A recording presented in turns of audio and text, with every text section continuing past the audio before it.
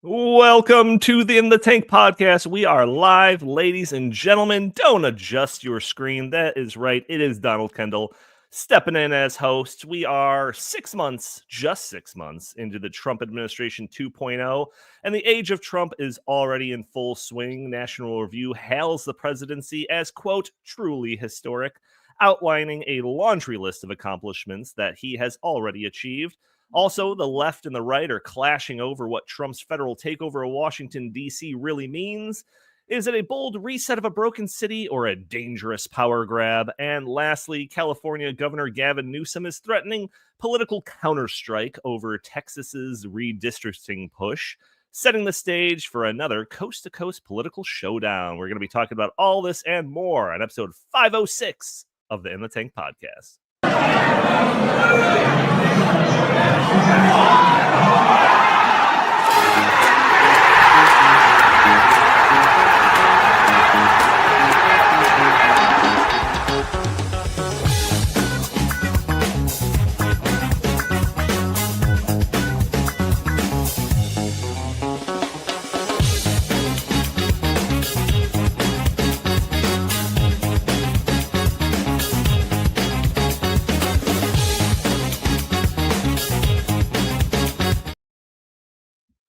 Oh, just cut off. All right. Hey, welcome to the In the Tank podcast.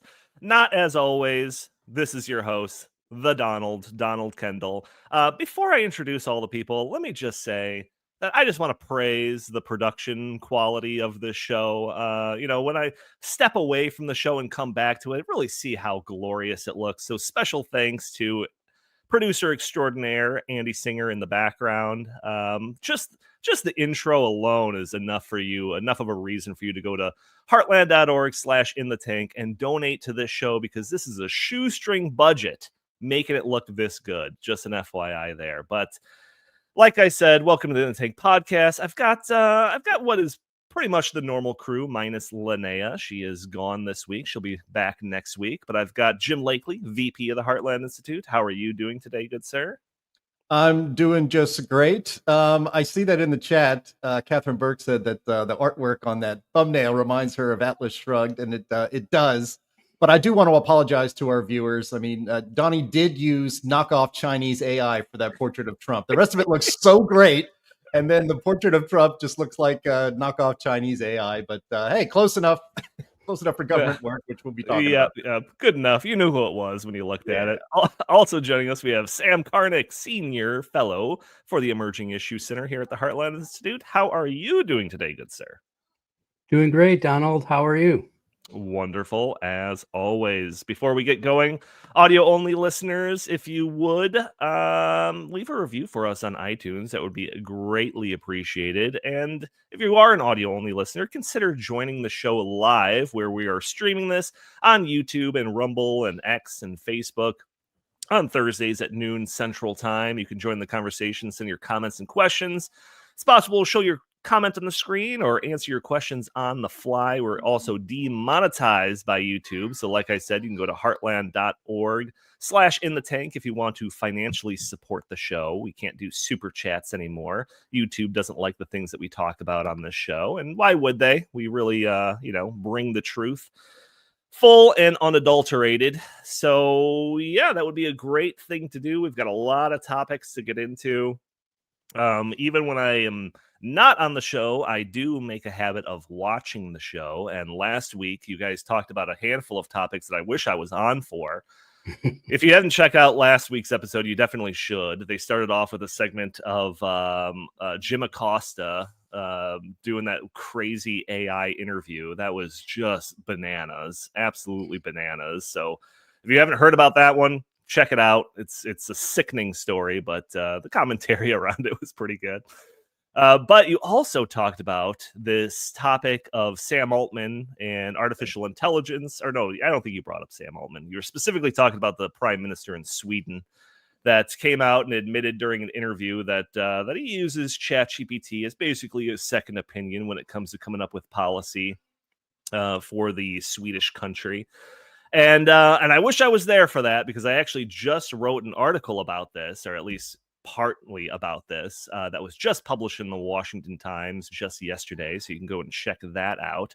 But I wanted to bring this up again because I had a slightly different angle on it that was not brought up in the conversation last week. So since it's AI and I claim that as my domain, I demanded that we bring this up again before we get into our main topics. So I want to first start off by playing a video. So this video, and I'll banter a little bit while Andy gets it set up, is a video of Sam Altman, CEO of OpenAI, the most influential AI company out there right now. The video is of Altman talking at a recent Federal Reserve event in late July. He is asked by one of the audience people about the things that keep him up at night when it comes to AI. And the video is him outlining 3 scary categories. So, Andy, please go ahead and play that video. Decades of sci-fi telling us that AI is eventually going to kill us all. What does keep you up at night? I think there's 3 scary categories. There's a bad guy gets super intelligence first and misuses it before the rest of the world has a powerful enough version to defend. So an adversary of the US says, I'm going to use this super intelligence to design a bioweapon to take down the United States power grid, to, break into the financial system and take everyone's money. That's broad category 1. I think that the bio capability of these models, the cybersecurity capability of these models, these are getting quite significant. We continue to flash the warning lights on this. I think the world is not taking us seriously. I don't know what else we can do there, but this is a very big thing coming. Category 2 is the sort of broadly called loss of control incidents, where that's kind of like the sci-fi movie. The AI is like, oh, I don't actually want you to turn me off. I'm afraid I can't do that, whatever. There's a lot of work we and other companies do on model alignment to prevent that from happening. But as these systems become so powerful, that's a real concern. The third one is, to me, more difficult to imagine, but quite scary. And I'll explain what it is, and then I'll give a short-term and a long-term example. This is the category where the models kind of accidentally take over the world. They never wake up. They never do the sci-fi thing. They never open the pod bay doors. But they just become so ingrained in society, and they're so much smarter than we are. And we can't really understand what they're doing, but we do kind of have to rely on them. And even without a drop of malevolence from anyone, society can just veer in a sort of strange direction. But this phenomenon, I think, is a really big deal. In the short term, you can see it where people we call this emotional over-reliance. People rely on ChatGPT too much. There's young people who just say, I can't make any decision in my life without telling ChatGPT everything that's going on. It knows me. It knows my friends. I'm going to do whatever it says. That feels really bad to me. The longer term category is, what if AI gets so smart that the president of the United States cannot do better than following ChatGPT 7's recommendation? That might be the right decision in any individual case, but it means that society has collectively transitioned a significant part of decision making to this very powerful system that is learning from us, improving for us, evolving with us, but in ways we don't totally understand. So that's the third category of how I think things can go wrong. Yes. So, I thought this was a very interesting clip. I mean, the first 2 things, I'm a big Terminator fan. So the idea of AI coming to life and doing all that's interesting to me. But I want to focus on that last scenario, the one where AI kind of accidentally takes over the world. So this is where I think that we're already getting. I know people in my personal life that already rely on ChatGPT to make decisions for them. Sometimes it's dietary related, or having it craft a workout routine, that sort of stuff. But other times it's about life decisions, or even career decisions, where you're typing in all of the factors and then having it suggest what you do in some of these scenarios. And this is also what I think that Swedish prime minister story is a small example of. Are we already getting to a point where governments and perhaps business leaders are delegating some degree of their critical thinking to artificial intelligence. So, like I said, I wrote this piece that was published at the Washington Times. It's titled "Sam Altman's Worst Case AI Scenario May Already Be Here." Again, check that out if you want.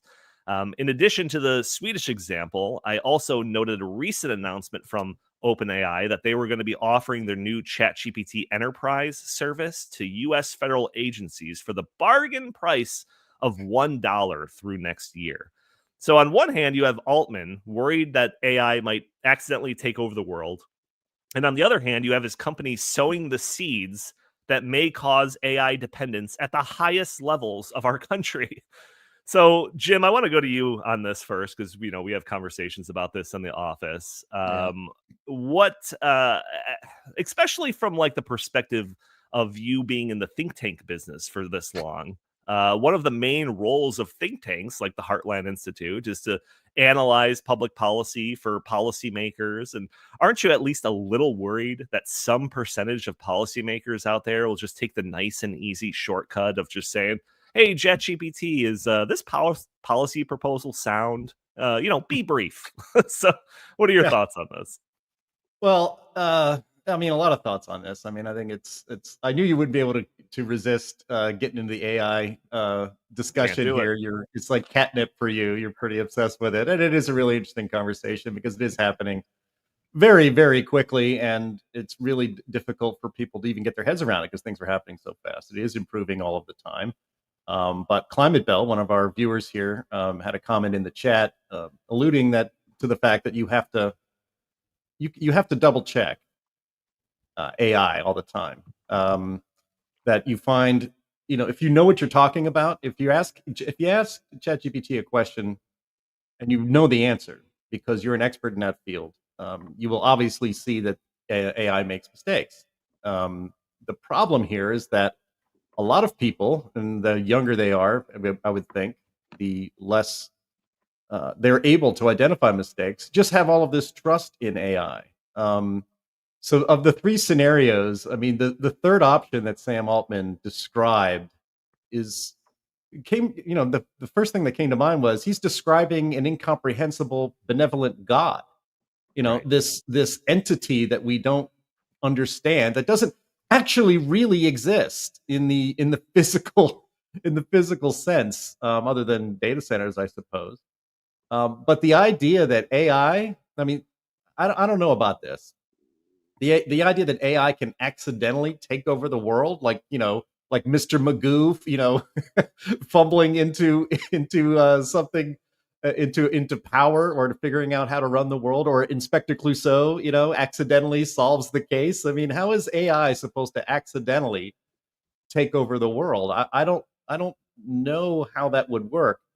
But bringing it back before Sam gets in here, bringing it back to the Swedish politician, was it the prime minister or was it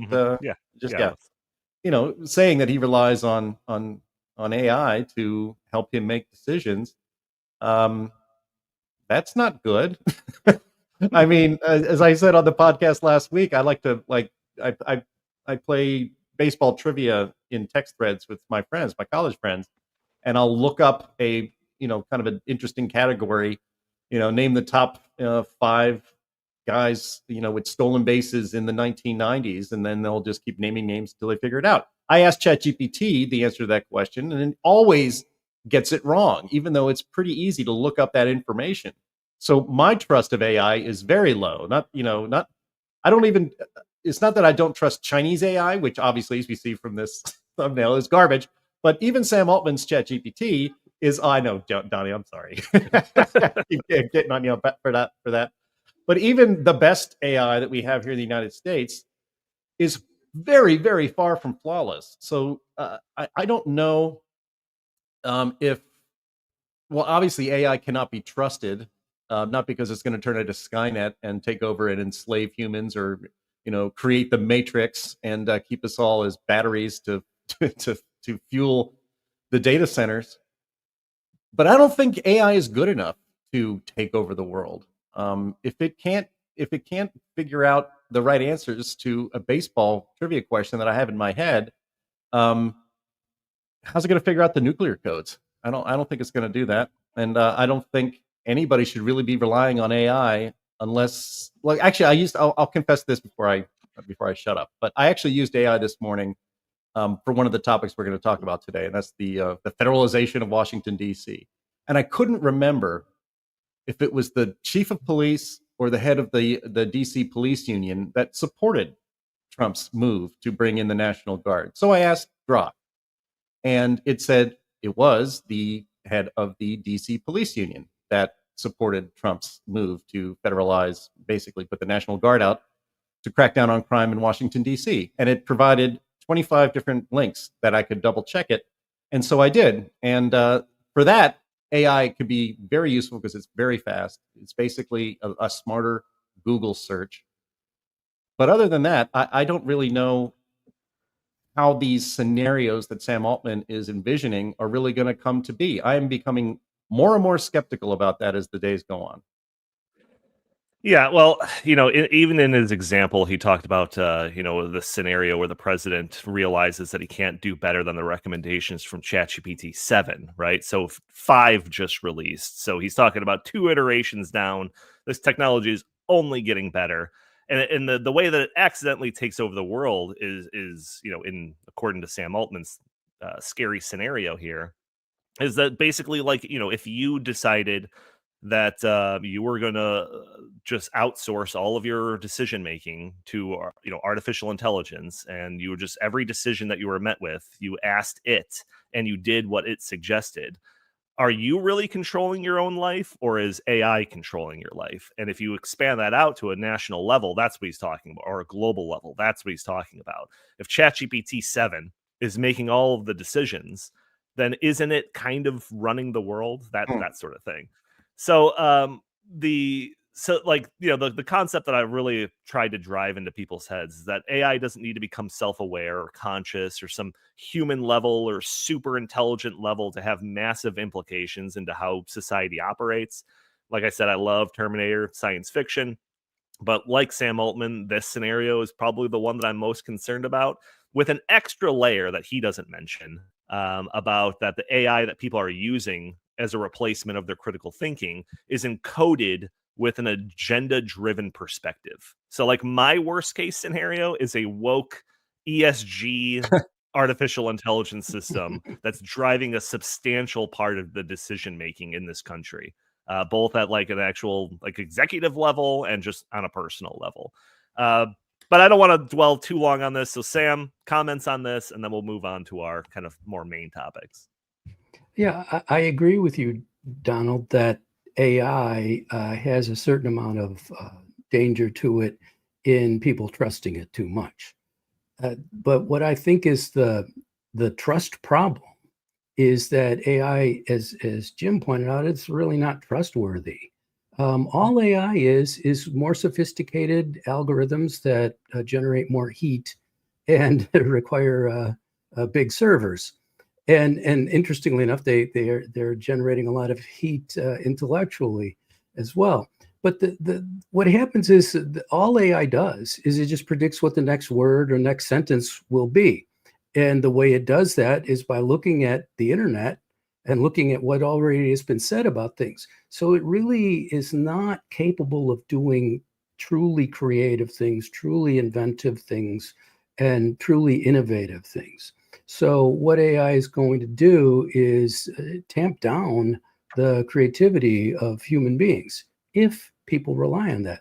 But I think the people who are most creative and who are most interested in probing into the unknown are going to either use AI as just a supplement and as Jim Lakely pointed out, check it, make sure that it got things right, or just ignore it altogether and say, yeah, okay, I've got your information. I know what the web is saying about this. I need to know what is actually true. So I think that there is a danger in that too many people trusting it will just reinforce. It becomes an echo chamber, a great big one. So that is a danger. But I think true creativity will always be sustained, always exist, despite AI. because as long as the government doesn't suppress it and say, well, you have to do whatever the AI tells you. Mhm. Yep, I could respond to all of those points and refute some of the things, but in the effort of staying somewhat close to an hour on this show, I think we're gonna just leave it for now. We're about 2.5 years into this like AI revolution. If we want to just kind of take like the Chat GPT 3.5 as that starting benchmark. And I think it's very hard to predict what the next 2.5 years are going to look like, let alone the next 10 years. So surely we'll be talking about this in the future, especially if you have me on. So let's move on to our kind of our main topics, I guess. So you heard it in the intro. You probably read it in the description of this video. But I want to lead off this main topic discussion by talking about this National Review article titled "Donald Trump is Truly Historic," written by Rich Lowry. Now, before we get into the subject matter of the article, I want to set up a little context here for those that aren't super familiar with National Review. It's not exactly a pro-Trump publication. In fact, in February of 2016, right as the Republican primaries were about to start, National Review released their magazine with a front cover with big gold words that just said "against Trump," right? Yep. And since then, the publication has been very critical of Trump. And to be fair, they've had plenty of good things to say about him too, here and there. It's not like some, never Trump magazine.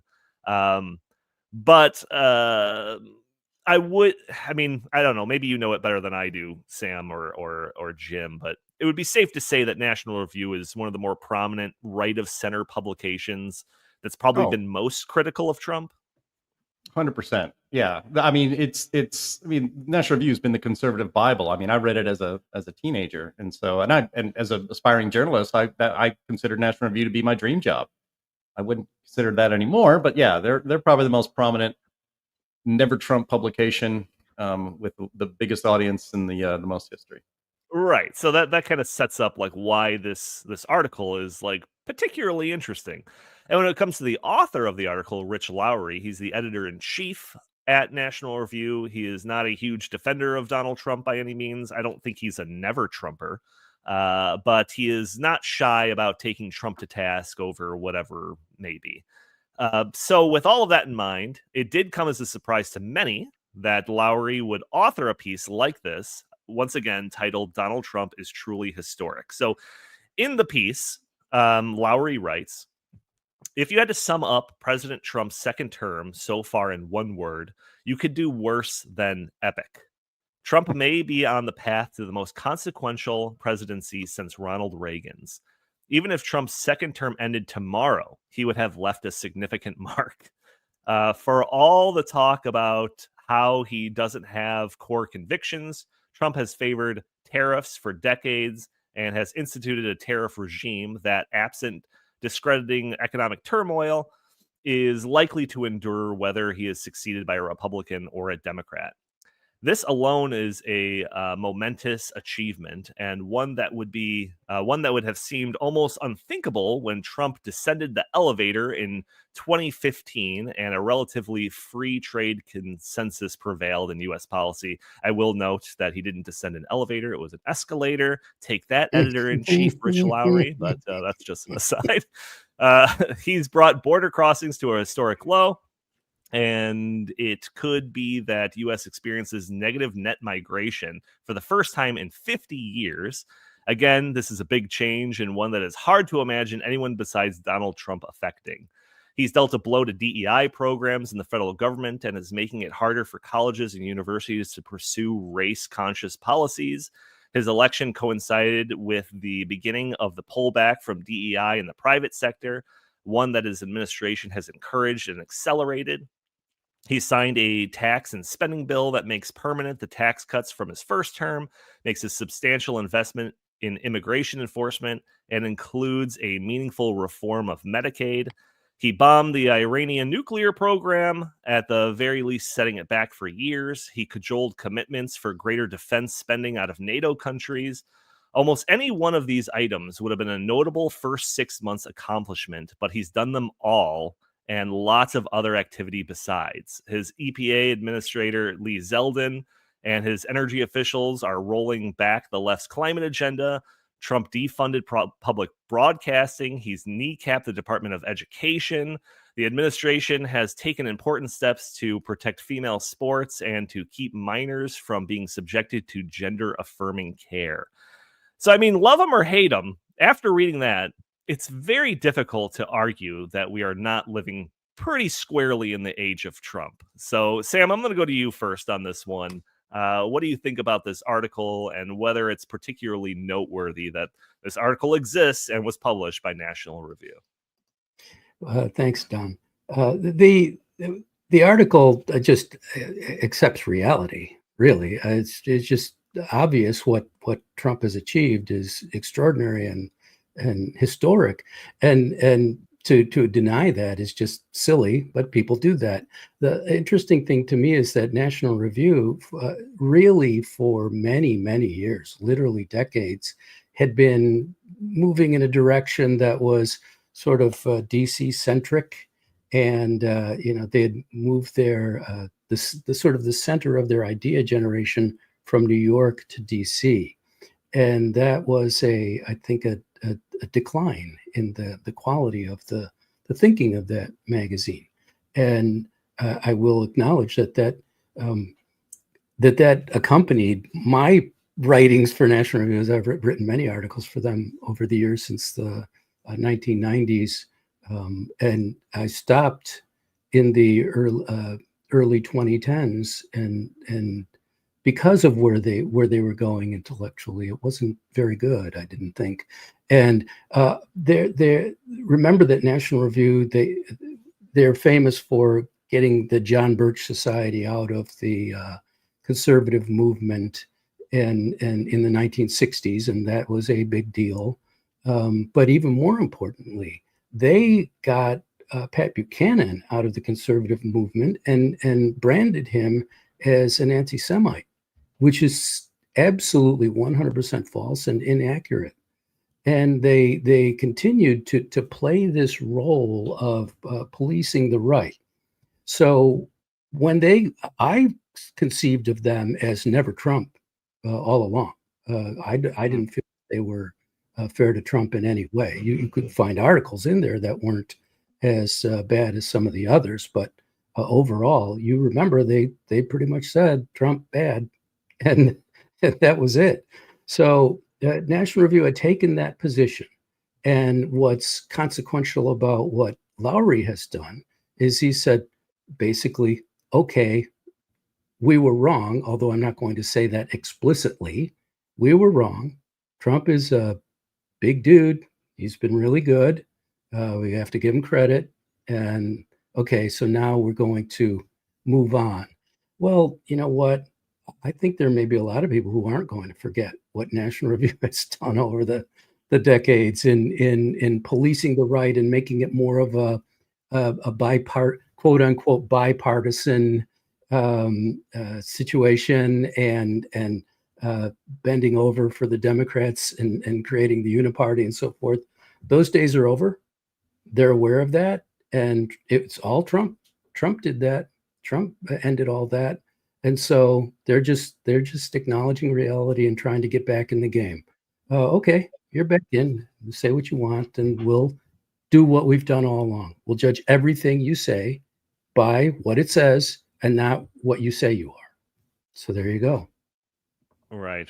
Yeah, Jim, I'm curious, after me essentially reading like 90% of that article, like I was kind of waiting for like the big but this is why it's bad or something like that, and it really didn't come. There was a couple little sides talking about like what the next Democrat could theoretically do and undo some of this or whatever, but like that was a pretty glowing piece from National Review. What are your reactions to this?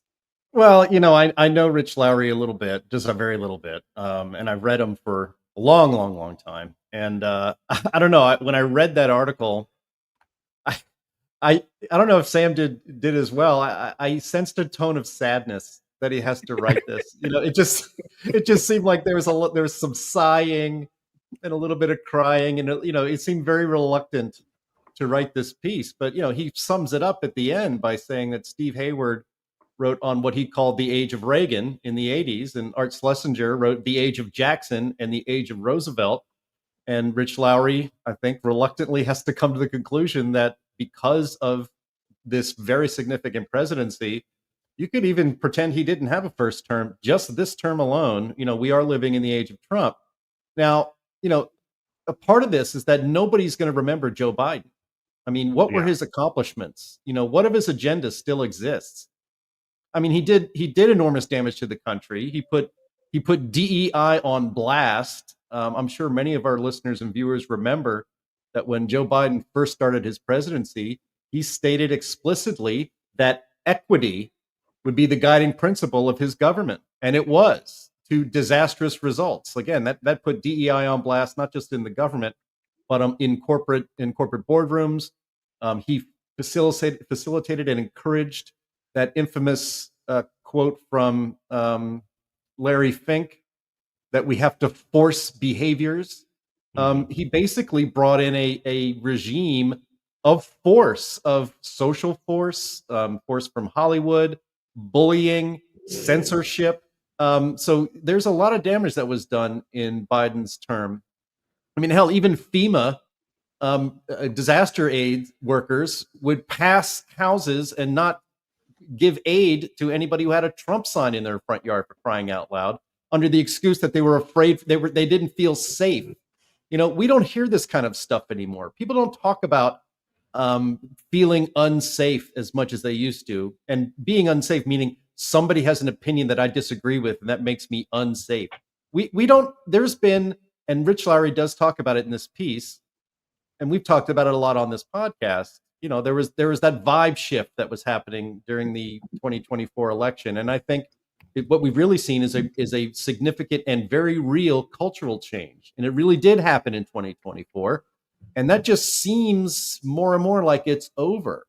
Again, as Rich Lowry points out, he's doubtful that the University of Pennsylvania is going to go back to allowing men to compete in women's swimming anymore, even if Trump, well, let's just say a Democrat, he does think this is going to happen, and I disagree. He says that if a Democrat wins the White House in 2028, because a lot of what Donald Trump has done has been unilateral and through executive orders, and that is true, and I hope that Congress will actually make a lot of these policies more solid by actually passing laws, and we can get into that, and it's a crime that they're not doing this because the American people support these policies.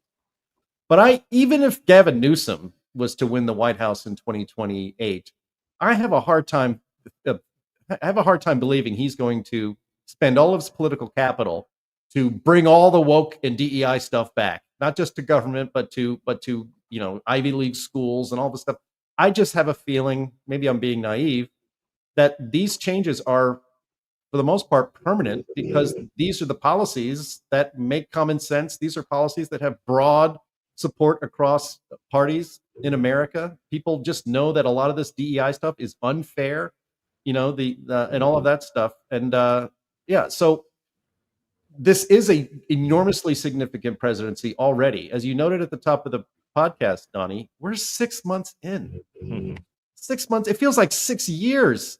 I mean, the amount of stuff, I think Donald Trump has accomplished more in 6 months than Obama did in 8 years. And I said it in Trump 1.0, just by what he was doing or trying to do back then, that he was already in his first term, I thought, more significant politically and culturally than Ronald Reagan was for his 2 terms in the 1980s. And he's accomplishing more right now in these 6 months because he's in a hurry, because he knows he only has, maybe, depends on how the midterm elections go, he really only has about another, at most 18 months to get his agenda through. So he is not stopping. He is not slowing down at all.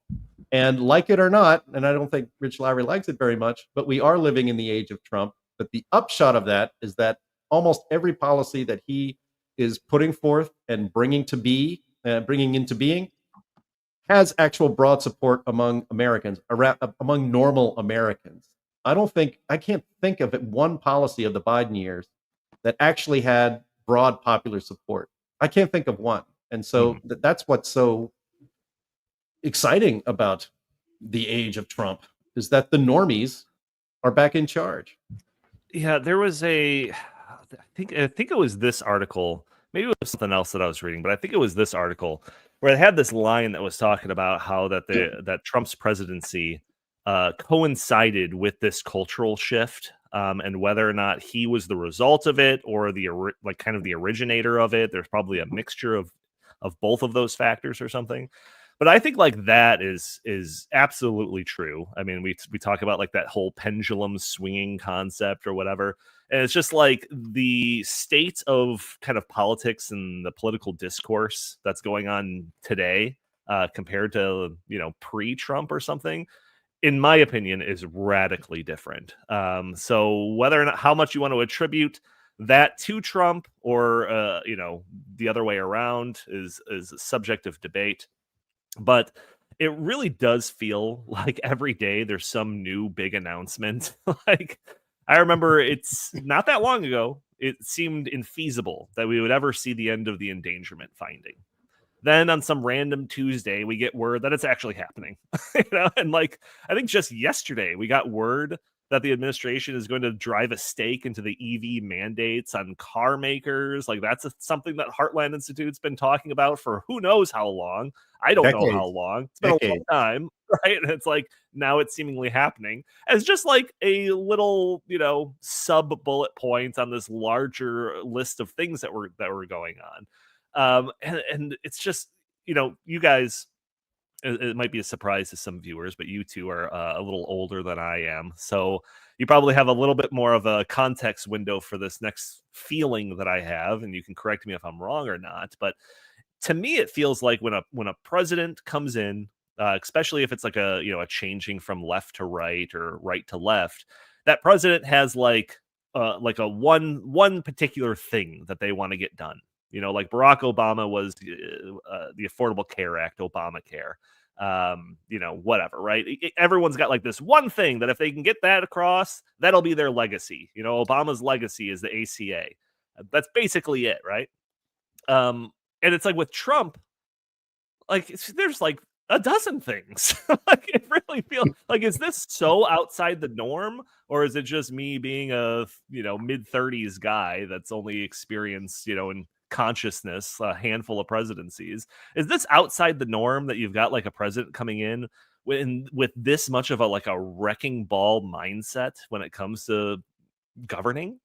What are your thoughts, Sam?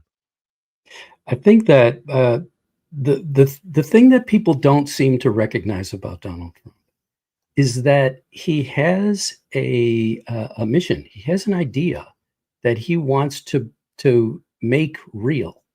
And that idea is to sweep away decades of American government that have taken power away from the people, power away from the states, power away from the communities, taken over our national institutions, such as the universities, many of the churches. So many of our institutions have been corrupted by action from the left. And Trump's idea was, well, that's the problem. Okay. So, well, how do we solve that problem? And that then comes to the level of strategy.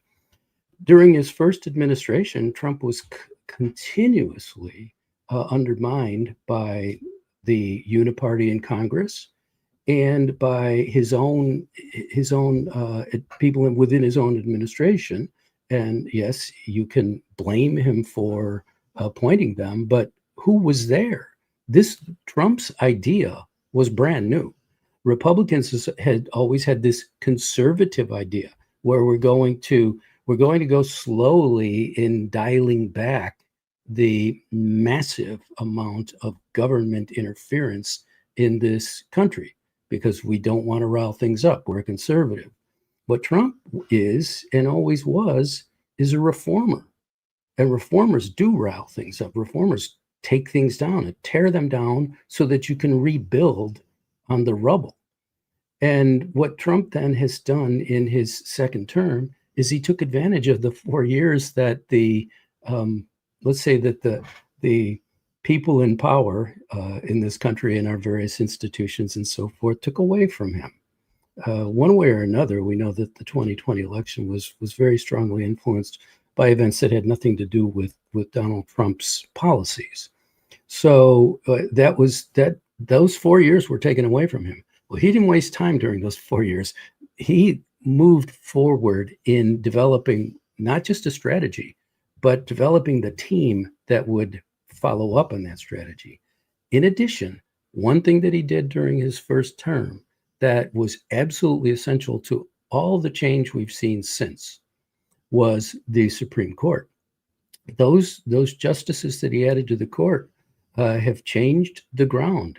They've made it possible to get rid of a whole lot of the regulation that previous administrations had done, and that in the present case, the Biden administration does. And one last quick thing. Much of what Trump has done, yes, it's a lot by executive order and the like, but much of it has already been codified in statute, in federal law. The One Big Beautiful Bill, for example, has in it not just the Medicaid work requirement, not just that, it's got a work requirement now for food stamps, which there never was. So all of that is in the statutes, and there's plenty of it there. So a lot of this is permanent, but the other problem is that if Democrats get in again, as you saw with Joe Biden, the so-called Joe Biden administration, if they get in again, there is a tendency just to ignore the law, as the Biden administration did. So you need to keep the political power. And Trump has been able to get back in power with a good plan, good strategy to fulfill this mission of dialing back all that power that the government has taken away from the people of the United States of America. Yeah, let me just, hedge some of this seemingly pro-Trump rhetoric that we're talking about here, because we could be as critical as the next guy when it comes to certain Trump things. I'm sure that we've talked about just the increased national debt and some of these other issues. And it's funny, like some issues, and I know I've been part of conversations that don't really pertain to issues that we talk about, on this show or at the Heartland Institute or whatever. It's just like, again, like the pace at which all of this stuff is happening. That's just like, oh, I'm critical of Trump when it comes to this issue. And then one day later, it's like something else is happening. That's like, oh, but I'm in support of that. So there's just like love, like I said, love him or hate him. Like, I don't think you can dispute how consequential he is. And I think that even the left, like the most anti-Trump people out there, would probably agree, mostly for like campaign reasons. They're trying to really amp him up as the bad guy that needs to be defeated, talking about how influential he's being. But yeah, I mean, I think that looking back in history, I mean, just standing here in history, it's so obvious that this is going to be a history book moment. Like I remember the idea of, well, that guy can't be president.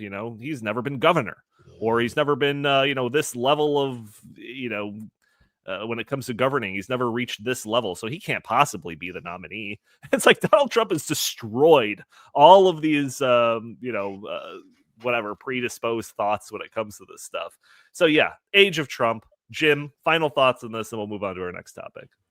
Yeah, I mean, by the definition you just laid out there, Pete Buttigieg is apparently more qualified to be president than Donald Trump, and I think that is not the case. I think Donald Trump is proving that over his 2 terms.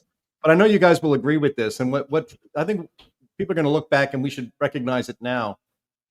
People look back at what was Donald Trump's greatest accomplishment, because there's going to be a list. There's going to be such a long list of policies that he had reversed or instituted. His use of tariffs as a negotiating tactic, like no president has ever done. What Donald Trump has done is he has moved dramatically the Overton window of what is politically and culturally possible, and swung it very, very fast in the right direction, to the point where people are having real conversations about, hey, why are we counting illegal immigrants who are not citizens of this country in the census? That doesn't make any sense. Hey, why don't we just crack down on illegal immigration? It can maybe it can possibly be done and we can stop it. That was considered impossible literally 6 months ago. And now illegal border crossings are basically zero, which we were told for decades is impossible. You cannot get a handle on this situation. Well, yes, you can. And you just run down the list of topics and political topics and cultural topics that were taboo. You couldn't even speak about them. Now people are having real conversations. We're having real conversations about tariffs. Should a president really have this much power to impose tariffs on foreign countries and direct trade in such a way? We're having that conversation because no president before Trump has ever attempted anything like this. And what we're seeing is that all of the predictions from the smart economists that Trump's foolish, he doesn't know what he's doing, and he's going to cause massive runaway inflation and unemployment, and all, none of that stuff came to pass. He is defying all of the experts and making a lot of them look like idiots because he is boldly moving that Overton window and redefining the baseline of how we talk about politics and policy in this country. That is what people are going to remember 10, 20 years from now. If they don't remember all of the policy accomplishments, that is the thing that they'll remember, that he moved that window and really shook up so much of how we can even speak about things. Yep, no doubt. Man, it's quite a story too. I mean, like, we're having this story, the age of Trump, and we haven't even referenced like, the assassination attempt and that whole image that'll be again in textbook. Books will be written on all of this. But anyways, let's move on. For the next segment, I might have to, have Jim or Sam walk us through this one. I'll do my best. At the tail end of last week, I believe, there was some chatter that Trump was going to take action on federalizing Washington, D.C. in order to rein in the rampant crime that has been plaguing our nation's capital. There was a press conference on Monday where Trump and administration members ordered a ramp up in federal policing throughout D.C. Trump declared a public safety emergency under the Home Rule Act, placing D.C.'s Metropolitan Police Department under federal direction. The National Guard has been deployed. So Jim or Sam, raise your hand if you want to take first swing at this. What is going on here? Break this down for me. Go, Sam. Well, thank you. One important element of this is that he can't federalize Washington, D.C. because Washington, D.C. is federal. The Congress is given power in the Constitution to govern Washington, D.C. Congress has the power. And what they have done is in recent decades, they gave over what is called home rule and said, okay, D.C., you can have this government and you can do this and that and the other. We'll delegate that to you. And Congress does have the authority to delegate those things, but they don't have the authority to delegate overall power. They have the authority over Washington, D.C. So Trump is not federalizing Washington, D.C. in any way, but what he is doing is acting as the executive and taking over some of the, not even taking over, technically he's supplementing activities of the Washington, D.C. government. So he's just supplementing, and he's doing the same thing that he tried to do in California and in other states where he's trying to assist governments that are, let's say, less than 100% effective at a variety of things. And in the case of California, he was protecting federal agents, ICE, and so forth. So these are all perfectly valid things for a president to do. Presidents haven't done them because they didn't want to take the heat that they would get for doing these things. And Trump just doesn't give a hang anymore. He's almost 80 years old, and he is who he is. So that's the fun part of it. So, but the reality also is that in terms of what they're doing, they're out there looking to make sure that the people in Washington, D.C. know that there's a police presence. And I don't think it matters much to people. Is this person getting arrested by a local cop or a federal cop? I don't think it really matters much. It matters only to those who believe that everything Trump does is wrong and everything Trump does is evil. And And I'm not. I look at things as what are the results of this policy, and what are you trying to do? And in a case like this, what Trump is trying to do is quite legitimate. The crime problem is awful in Washington, D.C., and we should get into a little bit of discussion about that, whether those numbers are that they're giving about the decrease in crime, whether they're really accurate, whether they're really plausible, not just in Washington, D.C., but around the country. So this is an important issue, but anybody knows. They have people saying, "Oh, I walked around Washington D.C. the other day, and it was just terrific." I mean, wait. playing in the I want to park and highlight so on. that point. I want to highlight that point. We'll come back to you before the end of this segment, but because I've got two articles in the show notes that are just like complete polar opposites of each other. One's from the Federalist. I love the Federalist. That is titled, "Yes, DC is just as bad as Trump says it is," comparing that to Slate magazine, which the title of their article is "Trump's DC Takeover. Here's what the feds are really doing," right? And in the latter article, the Slate author talks about how they recently walked around the nation's capital and basically just saw tourists having fun and taking pictures. I'm literally going to read you a line out of this. "What I witnessed was an idyllic sense of American tourism. A nerd in a Millennium Falcon shirt made a beeline for the Air and Space Museum. A French-speaking couple took videos of each other trying to mount their Lime scooters. A set of parents and their adult children sat in the shade of some trees, giddily sucking down rocket pops. A time traveler from 2014 using a selfie stick to get a shot of their whole family in front of the Capitol building." So it's like the takeaway of this article, right, is that there's no crime in Washington, D.C. That's just a concoction of, the Trump administration, these other wannabe fascists and all of that. And Trump's just trying to take over D.C. for fun, I guess. I don't know. So Jim, I mean, I don't know. I haven't been to D.C. in a while. Do you think that it's more like the Federalists saying that it's just as bad as Trump says it is? Or do you think this author from Slate magazine is a little more on target? The Slate magazine story is so hilarious. That's like you're on the Titanic, and after it hits the iceberg, you're like, but the champagne is still cold. I don't know what everyone's complaining about.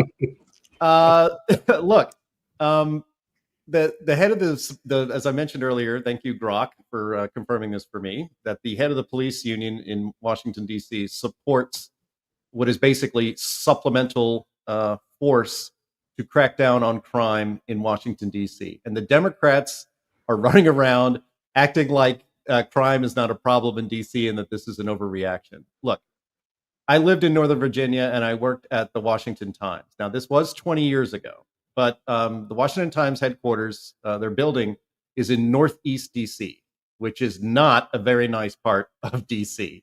Again, that was 20 years ago, but I can't imagine it's gotten much better. And what this person is describing, hey, I'm walking around D.C., look, at the Smithsonian, I see a nerd in a Millennium Falcon shirt going into the Air and Space Museum. It's like, well, sure, the tourist areas in D.C. are nice, but outside of the touristy areas, D.C. is a shithole, and everybody knows it. When I covered Congress, I used to take the train into Union Station, which is down Capitol Hill. And it's a beautiful historic building. It kind of takes you back in time. You feel like you're 100 years ago, and that there should be horse-drawn carriages coming across in the front. In fact, I think the carriage areas were still in existence there. But it started to deteriorate 20 years ago when I used to go there. And now, by all accounts, it's homeless encampments and open drug use. And it's just not great. And, one of the things Donald Trump said on his when he was on the campaign trail, I remember this, is he's like, we don't have to live this way with all the crazy stuff that was happening in the country. It's like, we don't have to live like this. And he's saying to Washington, D.C., you don't have to live like this. People should remember where Donald Trump is from, New York City. He was there when Rudy Giuliani turned New York City, which was a complete shithole, into the safest, largest city in the world, and made it into a world-class tourist destination. So he knows that this can be done if you have the will to do it. And he's looking around Washington, D.C. and thinks nobody here has the will to do it. So I'll do it, because this country deserves a safe and clean capital city. and not just at the Washington Monument, which isn't as clean as you might think it's sometimes, or at the other memorials, but all through Washington, D.C. I'll just say one more thing. Maybe we can move on to the redistricting thing. But I believe it was Mike Lee on X had a whole string of posts that made so much sense. And it's just give Washington, D.C., just give the district back to Maryland, from which we took it. The purpose of having a independent or a federal district for the capital city of the United States of America was so that there wouldn't be any undue influence by a state. This was back when states mattered a lot, but there wouldn't be any undue influence either negatively or positively from that state, right? So just take every federal building and call that a federal district. You don't have to call it District of Columbia anymore. You can just call it whatever you want. And then give the rest of the land that used to belong to Maryland in the city of Columbia, just give that back to Maryland. We only need to federalize the parts that the federal government actually owns and occupies. We don't need all of Northeast DC belonging to the district, belonging to the federal government, run by Congress sometimes, home rule other times.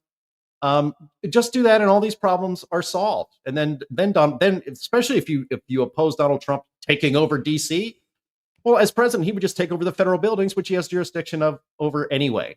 So hopefully, Mike Lee, I think you can probably introduce legislation and have this happen. I don't think you necessarily need a constitutional amendment to cede that land back to Maryland, because Arlington County, Virginia, used to be the part of that federal district as well. If you ever look on a map, DC is basically a north-south triangle, and the southern part of that triangle, which is on the other side of the Potomac River, used to be part of the district, and they gave it back to Virginia. So the same thing can be done on the other side. I think that's an idea whose time has definitely come, and if there's any president that could probably make that happen, it's this one. Yeah, it's funny that you use the S-hole term. Sorry, I had to say it twice. Because the first thought that was coming through my head when I was reading that Slate magazine thing was when like Conan O'Brien went to Haiti to prove that it was like some beautiful place or something like that. Right. Sam, final comments on this, and then we're going to go to our last topic. Thank you. One quick thing is it's interesting that Trump, he could have chosen any time to do this, quite frankly, but he chose August. And I think that tells you what his strategy is, which is that Congress is out of session. So they can't vote an extension of because you only get 30 days to do this. You only get 30 days under the emergency that he's declared. So after 30 days, he would have to get a declaration from Congress, either extending the deadline or taking it away altogether and saying that you can do this anytime you want. So what he's doing, in fact, is while Congress is out of session, he's demonstrating what it would look like to have this in place, with the federal government supplementing the local government. And that gives Congress, and obviously the Republicans in Congress, since no Democrat will vote for this, but that gives them an opportunity to say, look, it's working, let's give it a chance. Yeah, it's a very interesting story. I'm very curious to see how it plays out. And I'm sure that we'll be talking about it on this show in weeks coming up. But let's get to our last topic here, which is this redistricting of Texas and the specter of Gavin Newsom and his various threats. So this story has been going on for a little bit. It's this idea that Texas is going to redistrict their districts, right? Outside of a census year, and this is just, everyone's got an opinion on this and why this is breaking precedent and why no, this is actually fine to do and what have you. So the latest on it is that Texas actually did pass this plan to redistrict, and I think that it has to just be approved by the Senate at this point or something. Maybe that's already happened in the last day, but I know that this plan is actually moving forward in Texas. And this would result potentially in Texas basically having districts that would support 5 more Republican. It would basically be a shift of like 5 in the House of Representatives towards Republicans. So because of this, Gavin Newsom, which I really think that he's kind of taking this and using it as a platform to really kind of push what I think is a very obvious presidential interest runs, the next general election, to fight back against this perceived Republican overreach and say that if Texas does this, California is going to follow suit. We're going to do the same thing. So, Jim, I'm going to hand it over to you on this one. Feel free to talk about the actual redistricting itself. I'm less interested in that and more interested in kind of Gavin Newsom positioning himself to be the anti-Trump in 2028. But what are your thoughts on this, Jim? Well, the idea that California needs to retaliate for what Texas is doing is absurd. I mean, California, 43% of voters in California are Republicans, and they have, I think, 17% representation in Congress. This is making a mountain out of a molehill, a tempest in a teacup, any kind of cliche you want to make of it. The fact of the matter is, every Democrat every blue state is gerrymandered to within an inch of its life. I sent a link to Andy, the producer. We might put it on screen, but we've had some technical difficulties on his computer today. But the idea that that the Democrats in Texas flee to this state, to Illinois, to protest redistricting that would take away some of the power of Democrats in Texas is absurd. Look, if you look at these maps, this is basically going back, way back. I think that first image there is from what is that? Gosh, even the 18. So it starts in 1833. There are only 3 districts there, but as you see over the century, and plus, for the most part, it was drawn with pretty good geographic representation. So, and that's important. That's what the districts are supposed to be. But now you look at it right here. I mean, if you're in the 13th district, that's a Democrat district, and it is it basically it just follows an absurd snake. And then if you're in the 15th district, you have to go all the way to the border of Indiana and then come back all the way to the border near St. Louis, and as part of your district. I mean, this was drawn by Democrats, and this is just the way the game is played. Look, it's politics, and the party in power every 10 years, and sometimes between that decadal space, get to draw or redraw district lines, and they draw them to maximize their party's power in Congress. Every time, this is how it is done, and Democrats have been doing it for decades. Republicans have been doing it for decades. The idea that this is somehow new and outrageous and against democracy is just yet another instance of Democrats losing their minds, inflating something as a threat to democracy when it's just normal politics, and this is the way it's been forever. And the reason why, it's and the idea of doing it before 2030 and redrawing districts now, I mean, that does happen on occasion. It is not unprecedented. In fact, New York State, a blue state run by Democrats, redrew their districts, I believe, in 2024. That's last year. So the idea that this is only done every 10 years is absurd. And then one point I'm sure a lot of our listeners and viewers know about this already. The Census Bureau has admitted that they miscounted in several states. And this is important because your state's population determines how many electoral college votes you get in a presidential election. It also determines how many representatives you get in the House of Representatives in Washington, D.C. They undercounted in several states. Every one of those states was a red state, and they overcounted some other states. Every one that was overcounted was a blue state. Now, I'm not saying this was done on purpose, but boy, that's a hell of a coincidence. And so we actually, right now, are not properly represented in either the Electoral College or in Congress as a nation. And I think it makes sense to correct that now, not wait until 2030, halfway through the administration of a future president. We deserve this to be done now, and I'm for it. And I hope that Donald Trump is no wilting flower. He's going to push forward with this as much as he can and encourage the states to follow suit. Sam, anything you want to add? Go ahead. Yeah, please. Newsom he's doing this for political gain, and that's all. The reality is that they have, unlike most states, they actually have to have a referendum. They have to have the public approve this, which they would, and so that they could change it next year. That's a big step. But I assume that they would find a way for that to pass the referendum.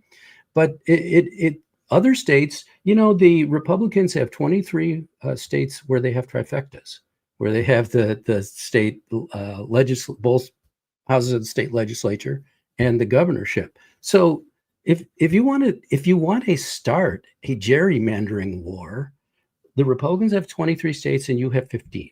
Now, some of your states are pretty big and have a lot of electoral votes, but there are a lot of electoral votes on the Republican side as well. So if you do this, maybe states like Indiana and Ohio and North Carolina, join in. So, and not North Carolina because they don't have a trifecta, but other states could join in. So don't start something that you don't know you can win. And Newsom has done this. And I think that if he starts a gerrymandering war and he tries to blame Governor Abbott of Texas for this, he's going to look very bad going into 2028 that, hey, you know what? You guys actually ruined the 2026 election for us. Or you, Newsom in particular, ruined 2026 for us.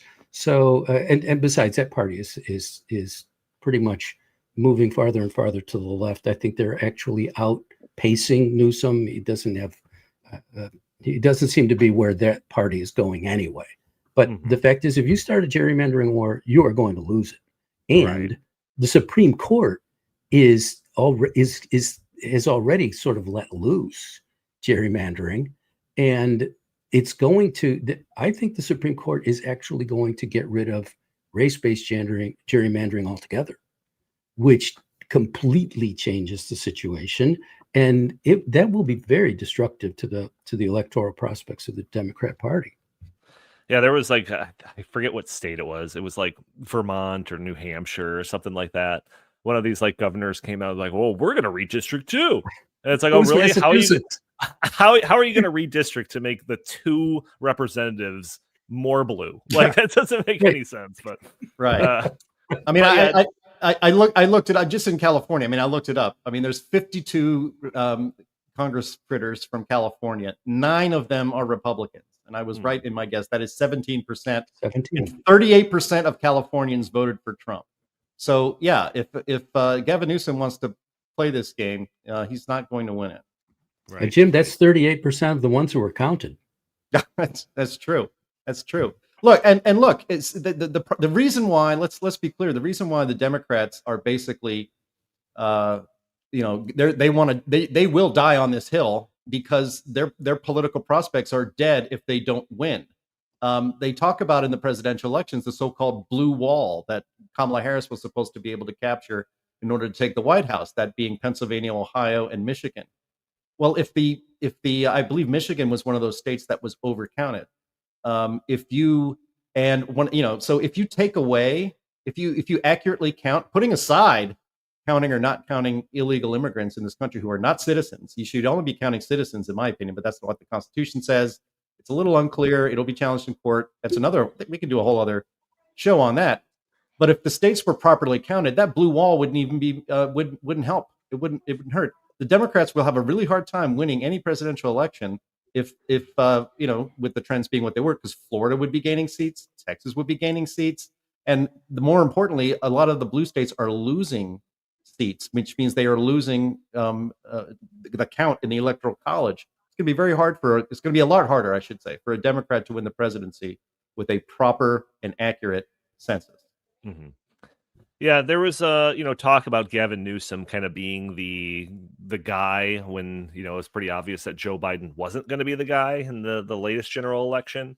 I kind of was like, not so sure about that. Obviously, it didn't end up being the guy.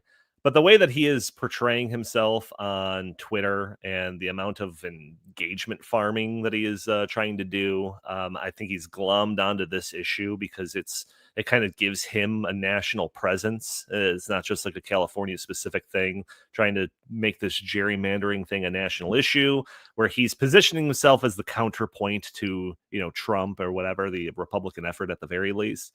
I think this is all like I said, positioning for him to be the nominee in 2028, and I would actually put money on it.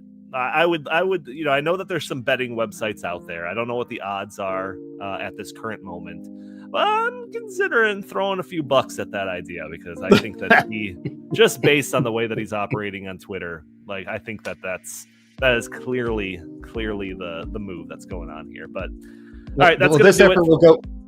I'm just going to say this effort will go just as well as his famous debate with Ron DeSantis, where he basically just stepped on rake after rake after rake. So go, Gavin. Go, Gavin. All right, well, that's going to do it. I will point out that we did an entire episode, and was there a Jim rant in there? I don't know if there was I don't know if anything rose to the level of a Jim rant, but what I do know is that Jim didn't cursed pull twice. a Jim. Does that count? I cursed twice. But he never pulled a Jim and muted himself while talking. So great job, Jim. I want to thank everybody for tuning in to this episode of the In the Tank podcast. Join our show every week. We are streaming this on Twitter or X, YouTube, Facebook, Rumble, every week, Thursdays at noon Central Time. You could join the conversation, throw your comments and questions in the chat. Maybe we'll address your questions on the fly, show your comments, all that sort of stuff. Like I've said before, we are demonetized by YouTube. So if you want to support the show monetarily, go to heartland.org/inthetank. You can donate directly to the show that way. For those audio only listeners, consider joining us for the live show. But if not, at least leave a review for us on iTunes. That would be greatly appreciated. For those viewers, hit that like button, share this content, subscribe if you haven't already, or just leave a comment under the video. All those things help boost those algorithms, break through the big tech algorithms that prevent content like this from reaching more people. Jim Lakely, where can the fine people find you other than hosting the Climate Realism Show tomorrow, every week, Fridays at noon Central Time? Where else can they find you, Jim? At J Lakely on X, at Heartland Inst on X, and always visit heartland.org. Fantastic. Sam Karnick, where can the fine people find your work? Thanks. At ST Karnick on X and the like. And also go to the Heartland Institute website and subscribe to Life, Liberty, Property, a weekly newsletter that covers a lot of the same issues that we cover here, and has a little more, has some depth to it. So I think you'll enjoy reading those. And also my Substack, stkarnick.substack.com. So go there and you can get even more. Fantastic. And make sure to tune in next week. Linnea will be back in the hosting chair. You won't have to look at this ugly mug next week. But thank you all for tuning in, and we will talk to you next week.